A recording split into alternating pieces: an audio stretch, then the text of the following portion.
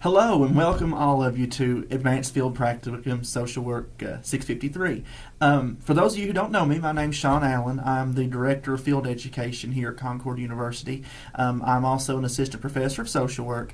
Many of you I've spoken to either through email or over the phone as we work to try to get you placed in a placement. So some of you we've already worked closely together and others we haven't, but I really look forward to working with all of you in this capacity as also being your faculty liaison. It's kind of fun for me to work with you and help you get placed and then see how the placements go in this capacity. So I'm looking forward to working with each of you. What I wanted to do was just kind of provide a little bit of orientation to all of you as to what you can expect in the course, things to look for, where you can find things on the Blackboard page, all that sort of thing.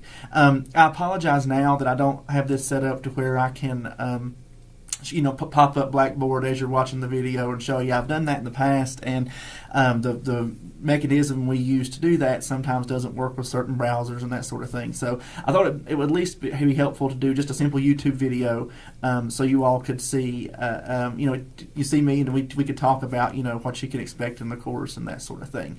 When you log on to Blackboard, you'll notice this semester, for the first time, all of your courses should look basically the same. The left-hand column, you should see things like Welcome and Start Here, syllabus, course resources, and then going down you will see the different modules and what you'll find under each one and all that sort of thing. I'm actually here, I'm recording this on the Surface Pro, so I'm actually going to pull up the course here on the computer, so if you see me looking off, that's what I'm doing, is kind of leading you all through each thing.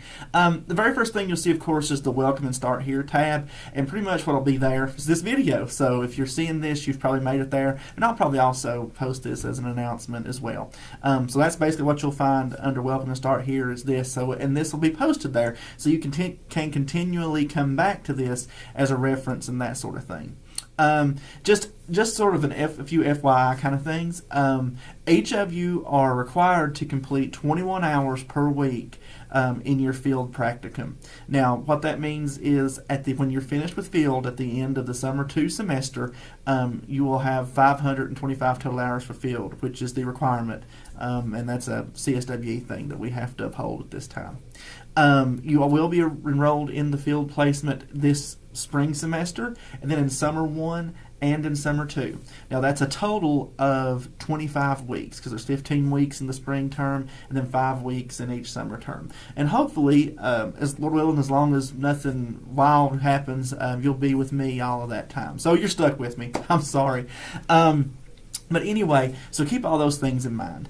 A few other housekeeping kind of things. Again, those 21 hours per week are weeks when school is in session, okay? So you're not required to go to field when you're on spring break. You're not required to go to field in between semesters, like there's a couple week break in between the spring and summer 1 semester. You don't do field then, and you don't do it during the finals week of this semester. So the actual last date for your field placements for this semester will be, and I'll give that to you, April 27th.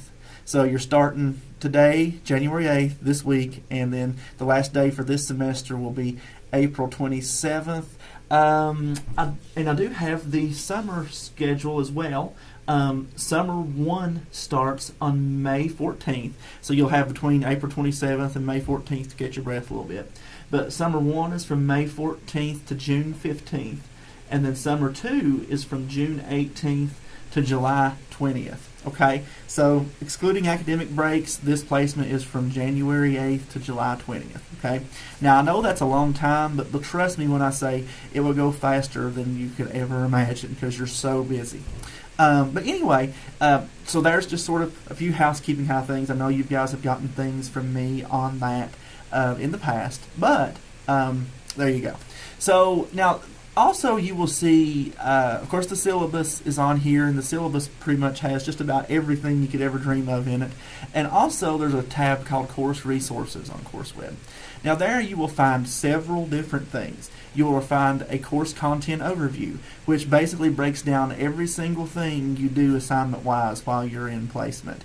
There's the grading scale, which will tell you exactly what is worth how many points, okay, that sort of thing.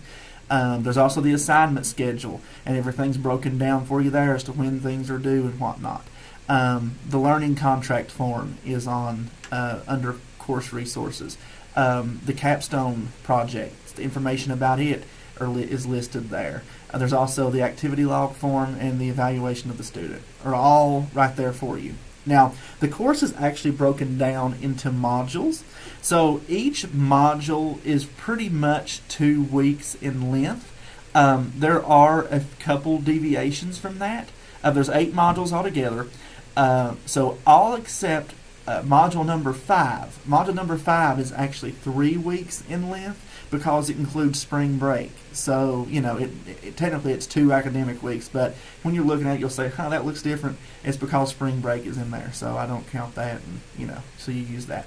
Also, the very last module is very, very short. It's only 5 days. But now, in that, you can look on there and see everything that's required of you, and it's pretty minimal. But there's just the way the semester falls. There was no way for me to make it work any other way. So module number 8, the very last module, is only 5 days in length. But when you get to that point, you'll have about everything you need to be able to do that. So first of all, take a look again under your course resources. Look at your course content overview, and you'll see a few things here that break things down. Now, here are some of the things that you'll be doing while you're in the field. The major thing that you do is the capstone project. Okay, that is if you did a BSW program that does a competency thesis, it is sort of similar to that. In that you're writing about your experiences in the field. So your capstone project, all these different areas should pertain to exactly what you're doing in your field placement. Okay? Now, some people let that scare them a little bit, but don't do that, because if you're going to field and you're doing what you should be doing and you're doing activities, it'll work out just fine. Okay? Each capstone section is broken down just by the 9 competencies that you're supposed to be learning in social work education. All that'll make sense when you look at it. Now, there are 2 documents for the capstone that will help you, and these documents are located under the course resources tab, and also in the modules where capstone sections are due. They're also located there. And those 2 things are there's just guidelines that break down what each section is, like what is the competency for that section, and also you have, and as part of that, you have the actual rubric that I use to grade the capstone, so you know exactly what's expected of you from that. Another thing that you have there that is very helpful is there is a capstone template. It's basically a sample that was created by Dr. Nishimoto that is very detailed on kinds of things you should include in your capstone. It helps you with ways to set it up, that sort of thing. Your capstone doesn't necessarily have to mirror that exactly, but I think it's a good guide and helps you get started with it, and that sort of thing. So take that for what you will. As far as length goes, your field manual talks a little bit about that, but I'm one of those professors, and I know it drives people crazy. I think you do it every how long you think it needs to be. Every how long it takes you to cover what you need to cover. I'm not looking for anything insanely long, but if a capstone section is only 1 or 1.5 pages or something, I'm going to think you didn't put a lot of effort into this. So usually a capstone section for me ends up being 3 to 5 pages, maybe a little more. Just depending. But, don't work toward that goal. Work toward covering what needs to be covered. Okay. Be sure to cite anything that you use, in the project and that sort of thing, too. That's really, really important. And using APA formatting, all that kind of thing. There's actually 9 sections of the capstone total. In the spring, what I do is actually have you do the majority of the sections because, again, summer is so short. So you'll actually do 5 sections of the capstone project during this semester. And then you do the other 4 sections. You do 2 in summer 1 and 2 in summer 2. And that covers it. So I know that makes this semester a little challenging, but you see what I mean. So that's one thing that you do. Now, one of the very first things that you're going to be working on is your learning contract. Your learning contract is going to be due during Module 2.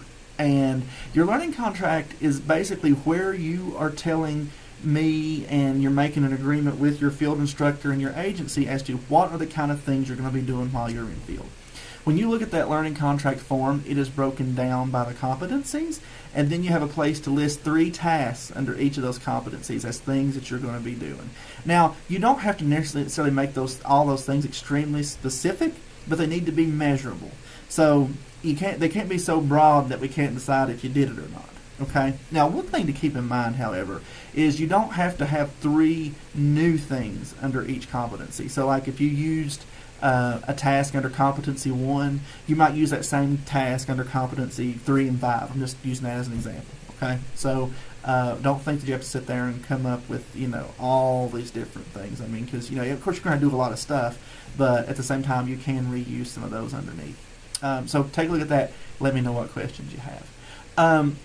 In Module 1, you will do getting to know your agency form and the agency orientation checklist.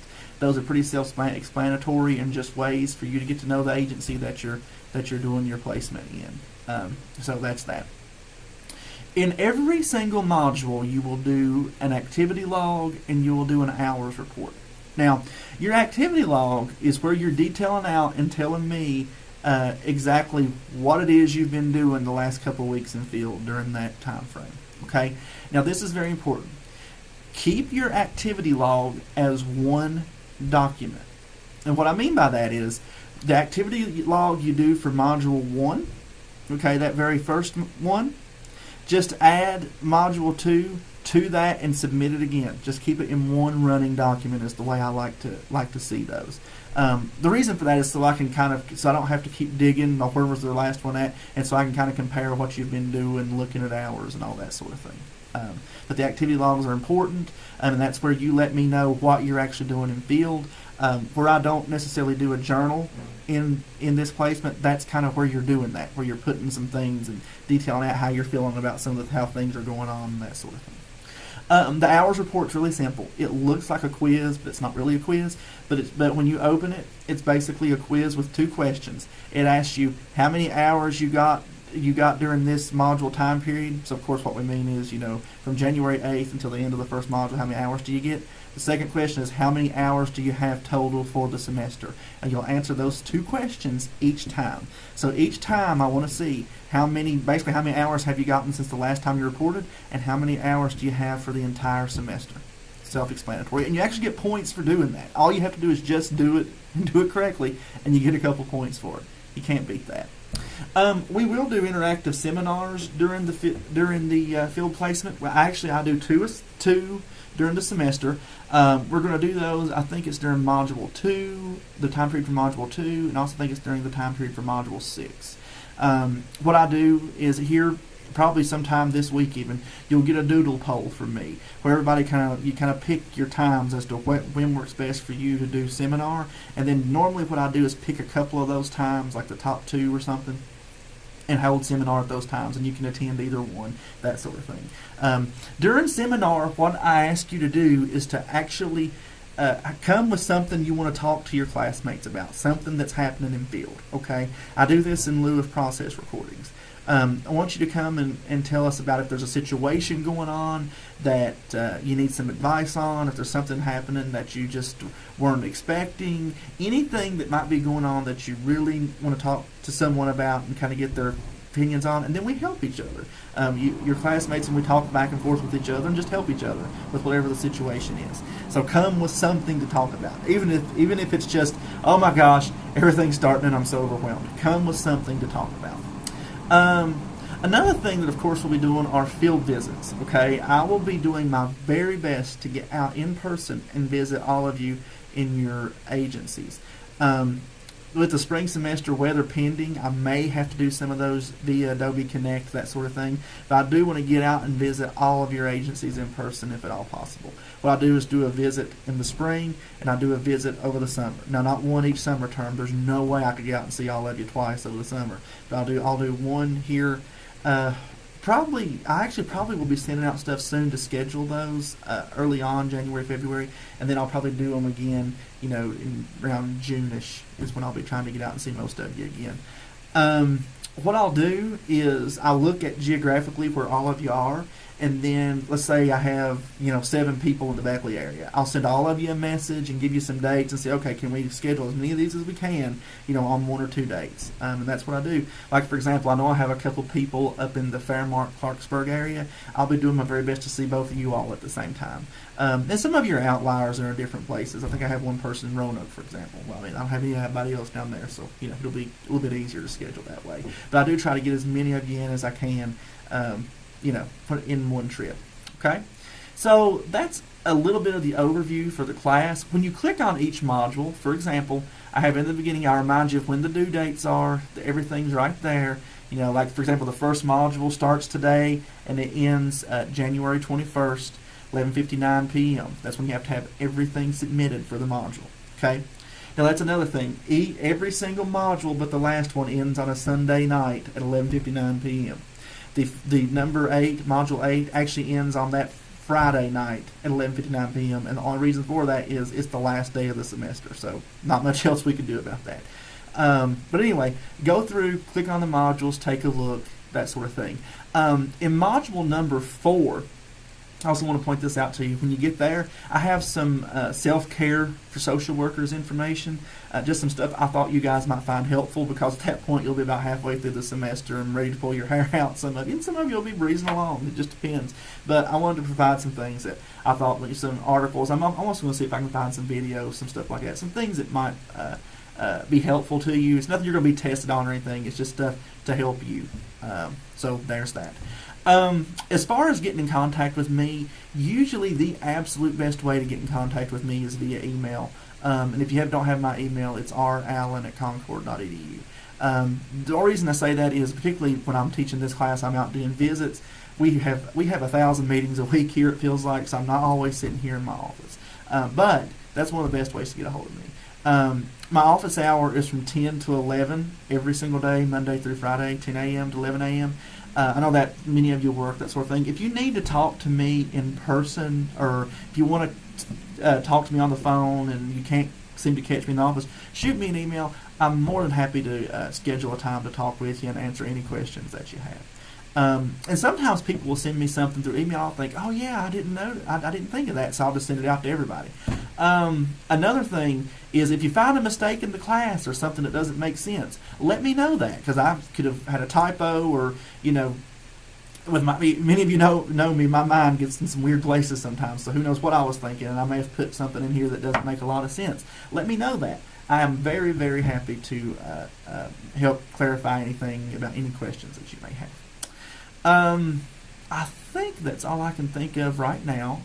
So like I said, get started on the assignment you have. Get started on that learning contract. It's not due until the second module, but go ahead and get to talking to your field instructor about that and getting things situated. If you are in a situation where your field instructor is off-site, normally you end up getting some feedback from your task supervisor and your field instructor, which your field instructor has to sign off on it. Oh, one other thing, speaking of that, evaluations are very, very important. Each semester that you are in field, you will be evaluated by your field instructor, and you will evaluate me. Okay? So what happens is the evaluation of you is already on here. It's under course resources, and it's due the very last day of class, and it's listed in module 8 as well. So you have that. What I will probably do is we will do it in spring, and then probably like at the end of the spring it'll be like your midterm evaluation, and at the end of the summer will be your final evaluation. So get those, like when the time comes, get those to your field instructor. They're already there for you. I need to tell you that those are not graded necessarily, but those do play a role in how well you do in field, because now the course work part of it is only a piece. So even if you do extremely well in the coursework, but you do not well in placement, that's something we have to look at and can also impact your grade. And I have to have those evaluations back by that last day of the class period, or you get an incomplete in the class until I get it. That's just how I handle that. Usually it's not an issue at all. Usually people can get them back. So I'll remind you probably about 2-3 weeks to go in the semester that you got to have those from your field instructors, and it usually doesn't work out too terrible at all. Also, you'll get an announcement from me to remind you, hey, a new module's open, that sort of thing.